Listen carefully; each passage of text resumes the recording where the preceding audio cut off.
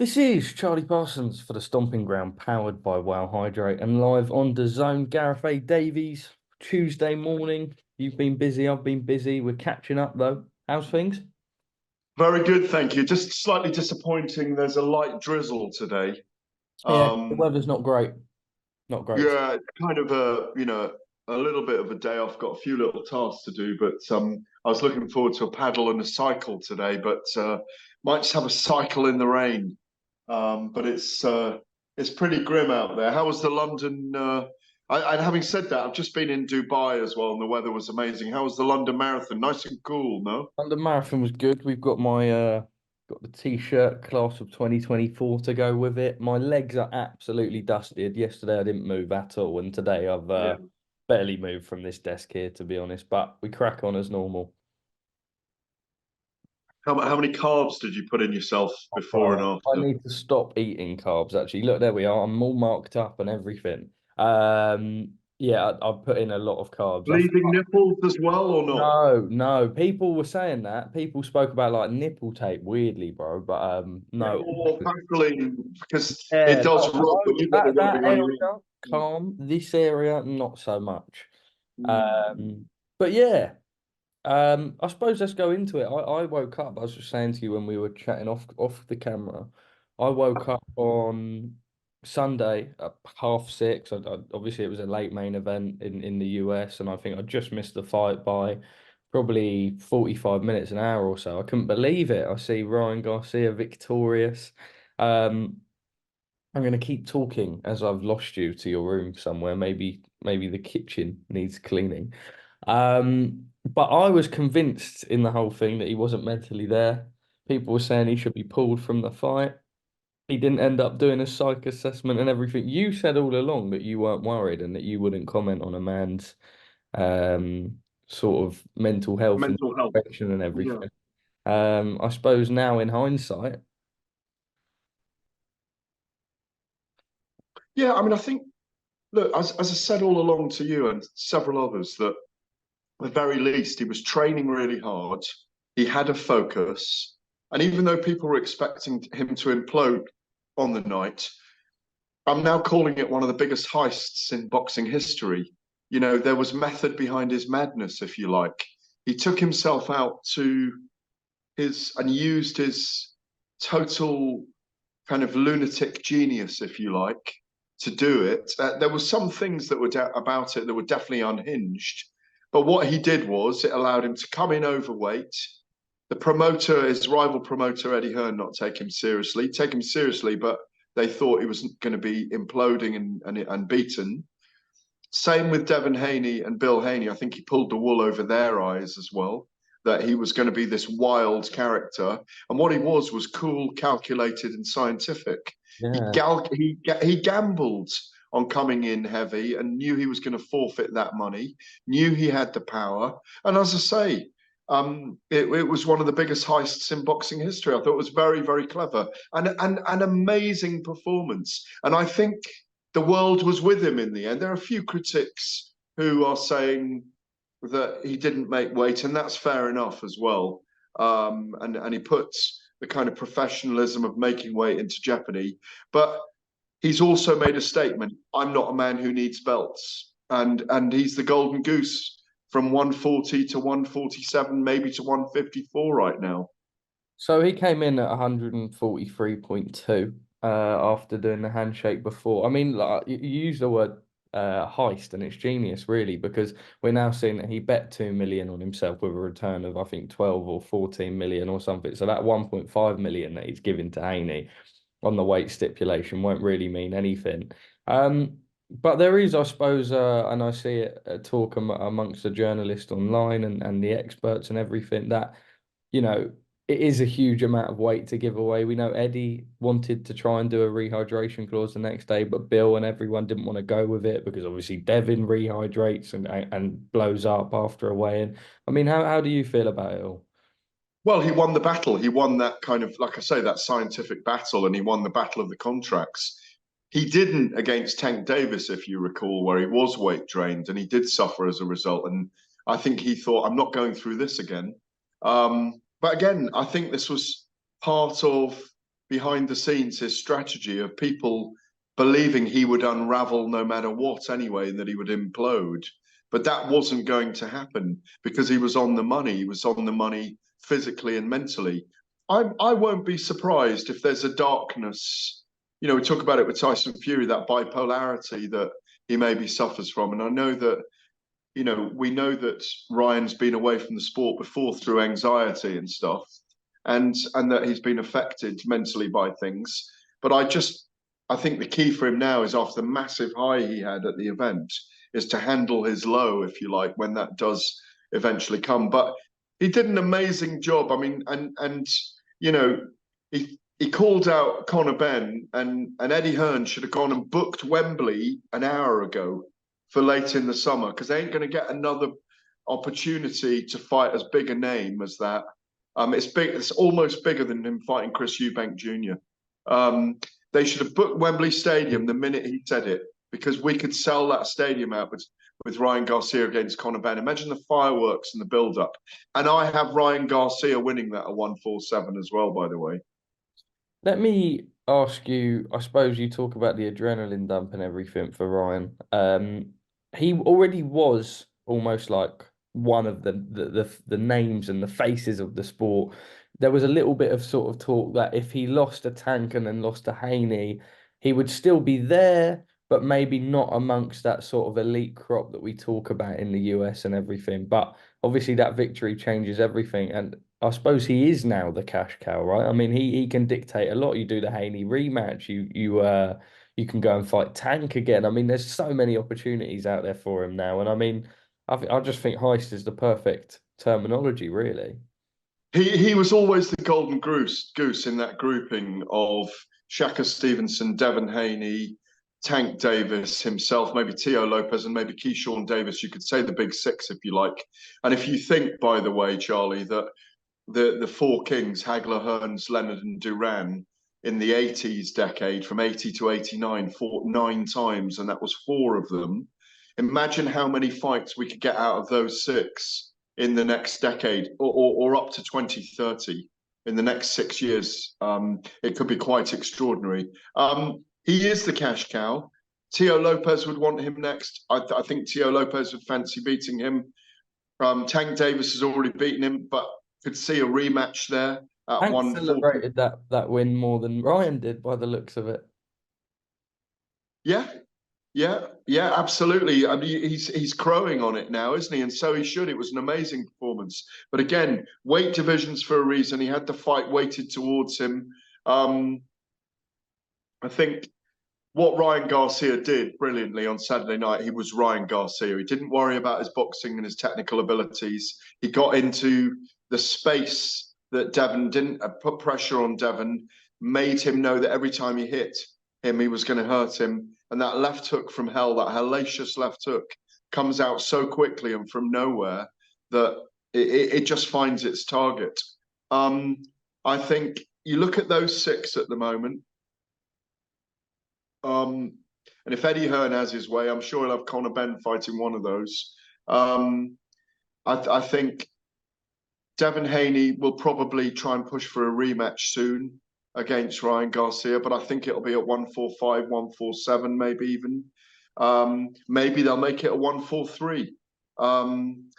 But I think there's a Tank Davis return for Ryan Garcia. I mean, he's flying high right now. He was a superstar anyway, matinee idol looks. He's fascinating. His social media platform has grown again. Have you interviewed him or not? I haven't. No, I've interviewed Ryan probably 3 or 4 times now. And I tell you something about him, and you know what I'm like about radar and then people's energy and those kind of things, that he's got an amazing energy and he sees very well. He sees you as well as you seeing him when you interview him. A lot of boxers, they don't perceive into you as you interview them as well. Yeah. And he knows how to do relationships. And I found myself very entranced by his great skills and abilities as a human being as well. And I think that's what's going to save him if he has got any darkness going on inside himself, and his faith in Jesus Christ, because he's very strong on that as well. So I just think I think he's, you might say he's becoming the face of American boxing right now. He is. That'll make Tank want another fight with him. Teo Lopez want to fight him. Sean Davis will hopefully be in that mix well. And then there's Shakur, who hasn't had that big defining fight yet. And I think, but Shakur's taking his time. It's a brilliant setup for American boxing. I think we're going to have an amazing era right now, and you can understand why the Saudi Arabians, Turkey Al Sheikh, is now looking at building and getting involved in events in America, maybe as well as in the UK as well. It was always their grand plan. It's just the naysayers were jumping on, oh, look at Saudi trying to bring everything over there. They've got a very, very clever plan of being involved in boxing globally, which is the right thing to do, because boxing is a universal sport.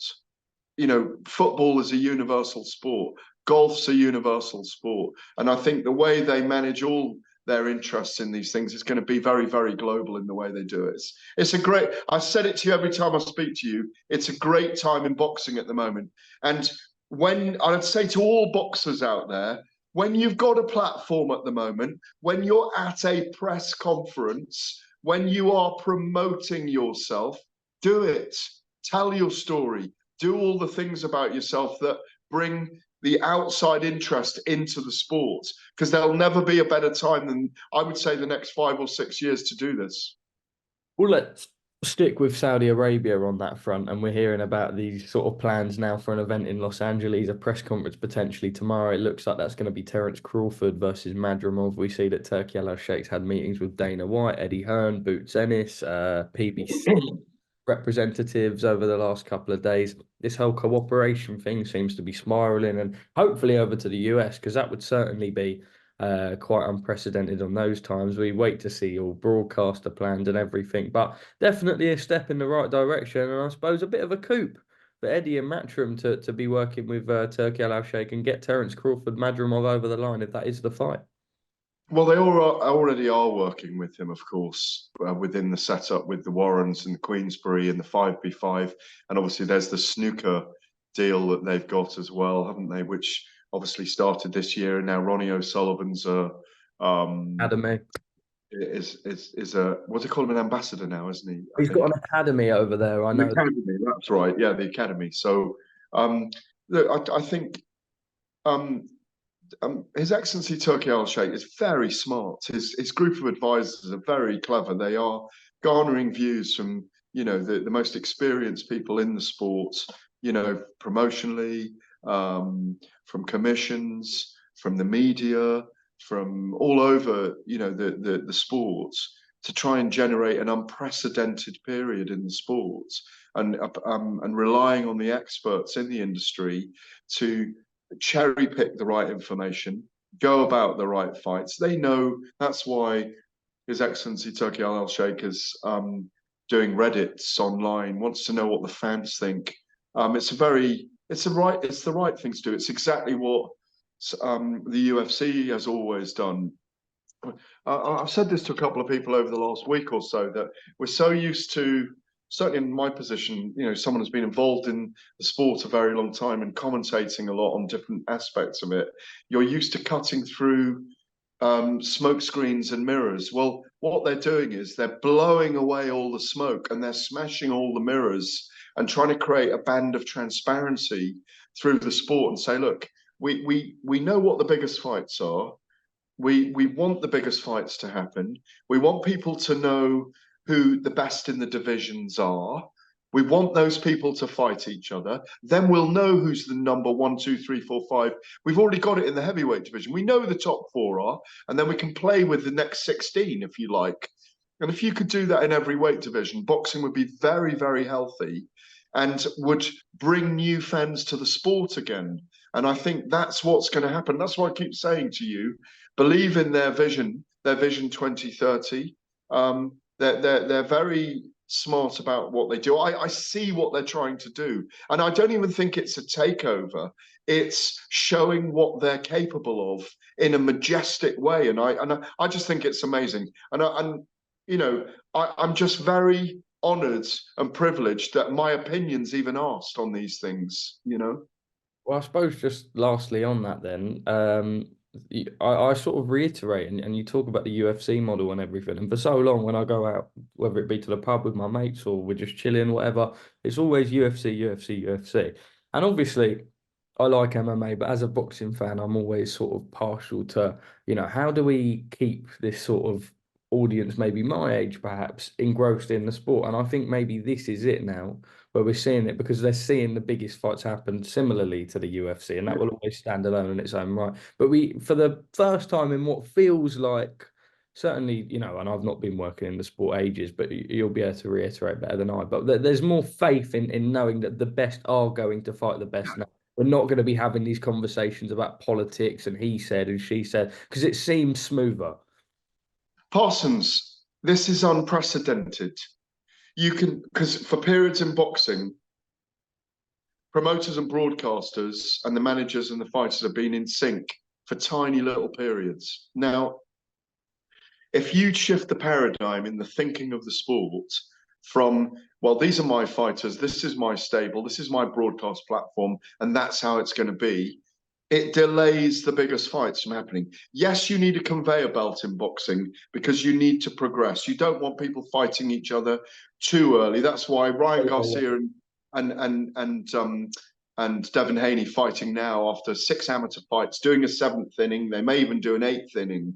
That it builds to this importance. I think what they do need to understand as well is lighting the powder keg under some of these events and having explosive showdowns of people, throat grabbing moments, drama, because there is an absurd element to boxing as well that needs bringing out. The theatre of the absurd that we saw from Ryan Garcia in the build-up to this. We need some of that powder keg stuff because it gets people running to the corner, fight in the corner of the playground, form a circle. You need a little bit of that. It's not always the most mature, but look what it does. I think as I say, the mirrors being smashed and the smoke being blown away, if you can see a pathway through to the best fights and the promoters cooperating with each other, the deals being done, it doesn't matter if the Saudi Arabians are invested in boxing for the long term, amazing.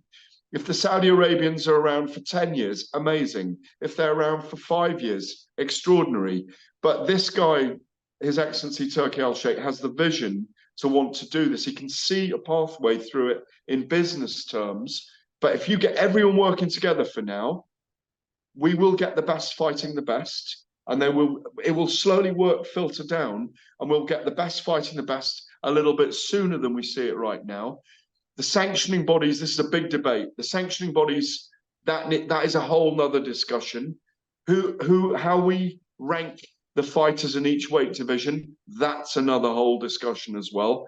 But the fans know of the sport know when there's a fight that's worthy of watching because it suddenly gets your juices flowing. There's an instinct to it. The more this happens, the more boxing will return again. It'll be critiqued. It'll have to climb the hill again. It'll come up to the top. But when a big fight happens, like big horse racing, like big soccer, like big football, like the World Cup, like the Olympics, when a big boxing match happens, it's enormous. And we've got 4 of them coming up in the next month. So it's amazing. And 2 of those are in Riyadh, Saudi Arabia. It's only the 4th and 5th events in the kingdom. Obviously, we're going to be there. I hope you're going to be there. Can't wait to work on them. We are in a time of change. And I've got to say, the word right now is unprecedented. We haven't seen this before. Well, that we haven't. Gareth, it's always a pleasure. Hopefully the next time we will catch up and we'll use our whole 40-minute slot like we usually do, as there's so much to discuss that we've not even got around to. But yeah, hope you're good. We will spend most of this summer. We'll spend a lot of May out in the Middle East. So yeah, many more times to catch up.